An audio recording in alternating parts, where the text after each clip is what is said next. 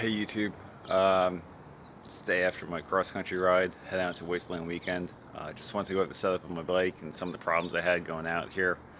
This is probably the more difficult ride I've ever, as far as cross-country trips. A lot of things that I felt I was prepared for, I was over-prepared for, and a lot of things I was under-prepared for, and a lot of stances. One of the bigger things was my sprocket. I'm going to zoom in here on that.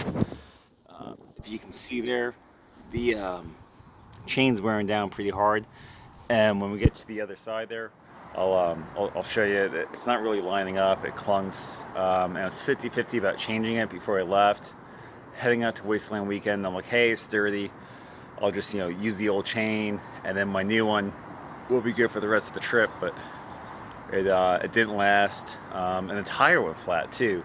I thought that was pretty weird. Checked both tire pressures. It was running 36 in the front and then 41 in the back. A lot of the guys have been running a little bit higher pressures with extra weight. And as far as weight on the bike is concerned, the it's about under 60 pounds. I weighed everything minus my clothes. I was on about 300 with the gear and myself, and then so I had I figured about 20 pounds on clothes, and then I had figures, a small allowance there, but that didn't work out. I'm going to switch the camera around here. Nope, can't do that. Okay. So how I have the bike set up right now, all of this junk here, it's exactly that. It's just junk. I don't need any of that. That's clothing for Wasteland Weekend. There's some tent gear in there. I don't need any of that. That's gonna go. This is a table right here. If you ever think, hey, I'm gonna travel cross country, I'm gonna go sleep in a tent, I need a table, you don't. I promise you don't. You will find something else. You'll find the top of anything else. Don't take the table. The table is a huge pain in the ass. On my way back in this bag here, I'm gonna just have personal effects on that side. Sleeping bag is definitely coming with me. I have a dry bag for that, and that's gonna be staying within here. I brought a cooler, and I have a kitchen. Pretty happy about the kitchen setup, and it was just like an experiment. Hey, let's try something out, and let's see how this would go, how this works. Um, and as far as having it, I'm really happy. Um, Inside here is a single burner stove, and then they have like pot in here, and then there's a shelf with miscellaneous items, tinfoil, extra gas, a pan, two plates, forks, knives. I can't open it right now because I don't have the hand strength right now. I'm just so exhausted. My hands really cramping up. I don't think I would bring this setup again with the kitchen and then the cooler, just because of space. It's probably about 50 pounds right there. This is 13 with 10-pound bag of ice. This is about 20-25 pounds, and I love it. I think if I do car camping in the future, even with my truck, I'll definitely bring that. As far as being on the bike is concerned, I need to go back to something more minimalist, backpacker style, and go back to that. Like a mini burner stove instead of like the largest single burner stove that I could put the pot on. Inside here, I got my tent. I'm pretty happy with the tent.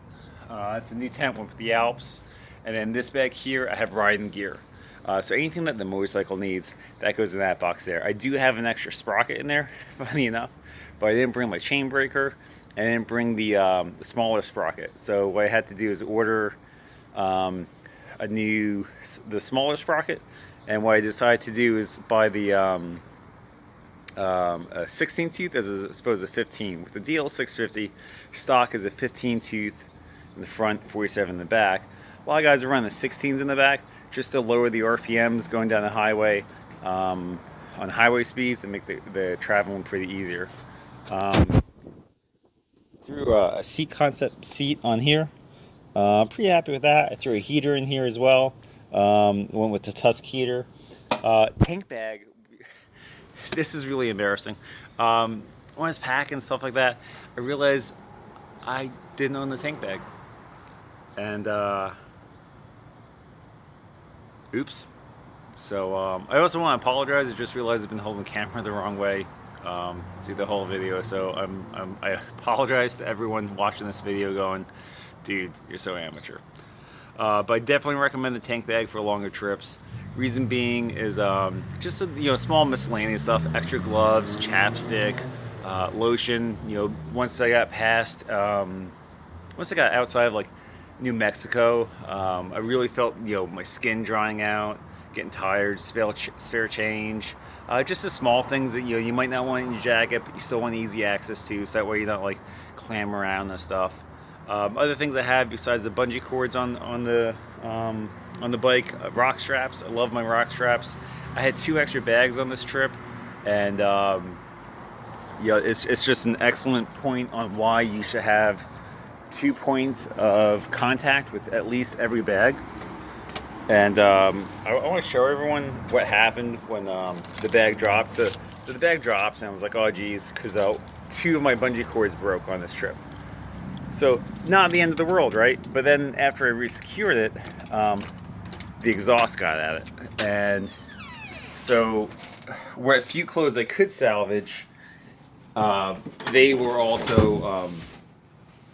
also got sacrificed to the roads, the road gods, I guess. But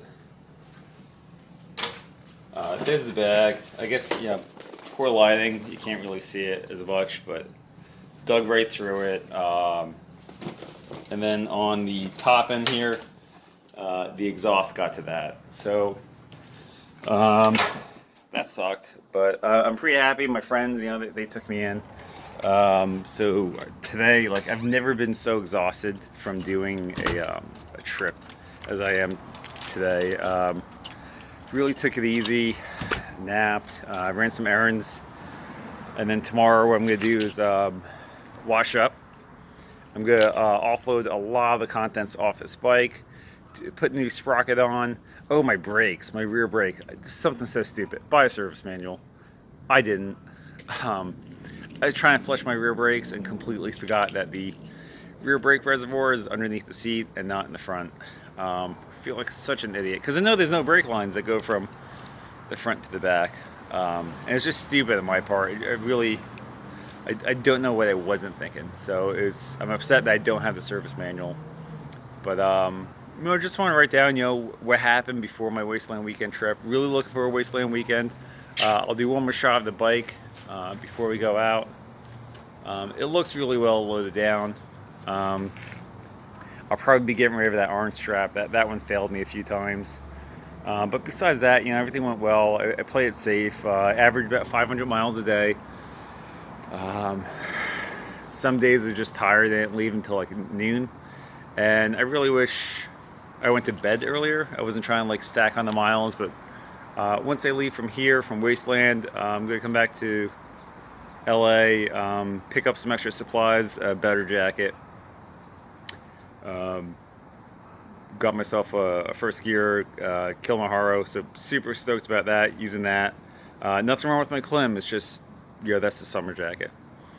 And then I'm going to head up north, and we'll see how Seattle goes, and what the bike is like, without so much gear logging me down. The goal is to shed 60 pounds. So I think it's pretty easy. The kitchen alone, they say, is 50 pounds. I probably have about 15 pounds strapped to the front. So here and there, now that I think, probably close to 80, but thanks everyone for checking in. Super excited. Like I said, this trip really wore me out. I definitely need a day of rest. Had I drove straight to Wasteland like I thought I could, I think I would have suffered horribly out in the desert. But leaving tomorrow, and we'll see how it goes. So thanks for checking in, and stay safe. Shining side up.